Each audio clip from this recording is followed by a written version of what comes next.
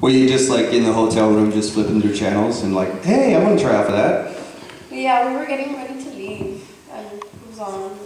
And that's another thing I want to tell everybody is that if you don't try, you don't even know what you're capable of. I saw the audition for Dallas online and I just sent in my information. I said, nah, you know, they won't call me. And they did. So you never know, you know, just like her story. Yes? I had a question for both of you. I know that you worked at different levels. Victoria, you were a lot younger, 5, 6 years old. Deanna, 16, right? How was it like when you were in puncture? How does did you work at a like pay? Is that at a minimum? Do you have like a certain like a per diem thing, or are you like still getting checks for it, that kind of thing?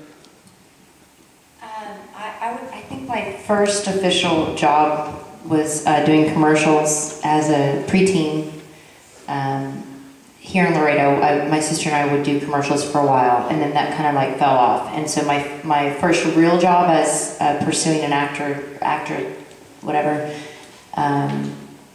was luckily for a SAG job, being on national TV. And so, you know, Texas is a right-to-work state, which means most actors don't join SAG because you miss out on half of the work, unfortunately. But that's kind of the way Texas works. I mean, if I moved to New York or LA, there's so many actors that are dying to be SAG eligible. I mean, they do extra work for days to get their SAG card. But in Texas, it just doesn't make sense because, I mean, I did a whole Time Warner cable ad campaign in English and Spanish that ran through the Olympics. And which was great being bilingual because I got paid twice. I did the same commercial once in English and once in Spanish, and it was pretty fantastic. And my mom was so excited because she was at the gym every day and my commercial would come on and she'd be like, "Es mi hija, there's my daughter." You know, but oddly enough, that was not a union job.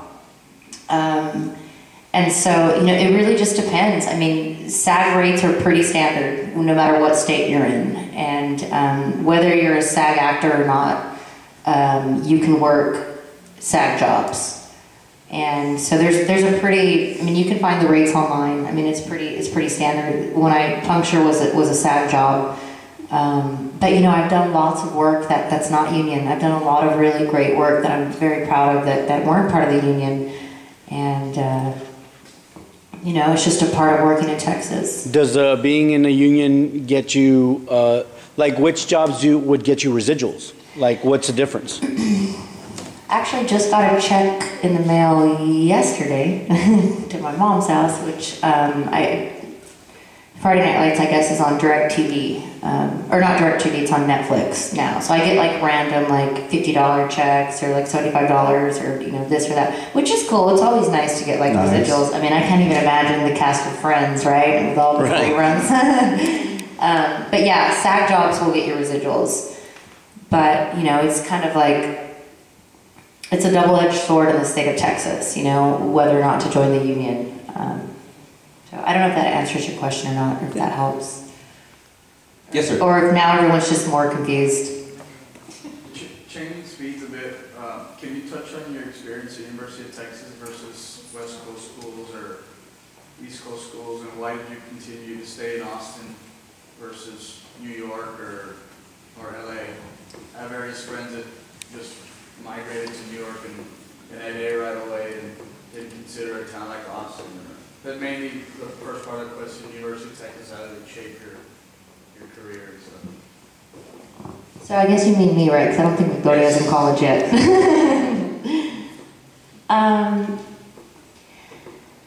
You know, I moved to Austin because I was 18 and I was ready to get out of Laredo. And I felt like I needed to just be in a town that was a little bit more, where I could be myself a little bit more and be a little bit more creative. But, you know, I thought I was going to law school. I mean, I have a double major in history and cultural studies. And, you know, UT is definitely, Austin is a great place for creative people. I mean, everyone in Austin is writing or singing or playing in a band or working on films. And so it's very conducive to creativity.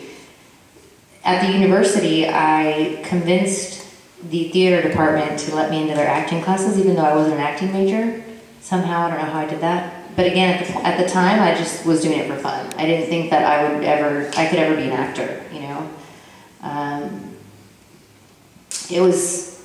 It never crossed my mind that was something that I could pursue. You know, I look back and I'm like, man, I wish I would have known when I was 6 years old, you know, or I wish I would have known when I was 15. But I wouldn't be the person that I am today if that were the case.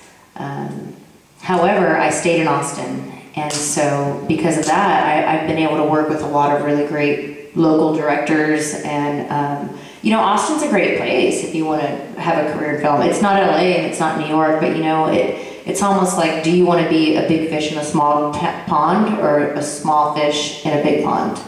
And that's kind of the conversation I have with my agent all the time, you know, and it's like, I don't know that I want to be that, you know, in LA, every single waiter is trying to be an actor. And they probably don't, you know, they've probably booked one job every couple of years or something, you know, it's, I kind of feel like if you can't make it in Austin, what makes you think you're gonna make it in LA or New York? I don't know, because there's a lot of good opportunities that come through there. Not as many, but there's not as much competition as there would be in LA or New York. I mean, I'm not saying that the education you would get working in, you know, I would do looking back, yeah, I would have loved to have gone to Juilliard, you know, and gotten a bachelor's in theater and all that stuff, but I don't know if it's necessarily necessary, you know. I think there's a lot of people they run, and I've had lots of friends who run from Austin, and I'm like, okay, you're running to go to LA to be a part of the other hundreds and thousands of people that are trying to be actors, but you know what, Texas has so many resources, you know, and I think now what's happening is it's not about big studio films anymore.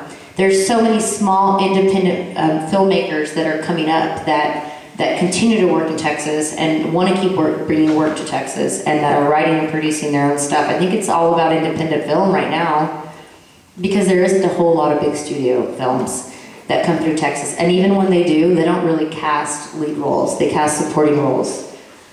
But, you know, that's the beautiful thing about being in Texas and in Austin, is kind of supporting that independent film movement. A good website is